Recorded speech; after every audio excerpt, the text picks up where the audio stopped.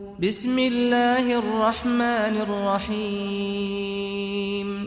لإيلاف قريش إيلافهم رحلة الشتاء والصيف فليعبدوا رب هذا البيت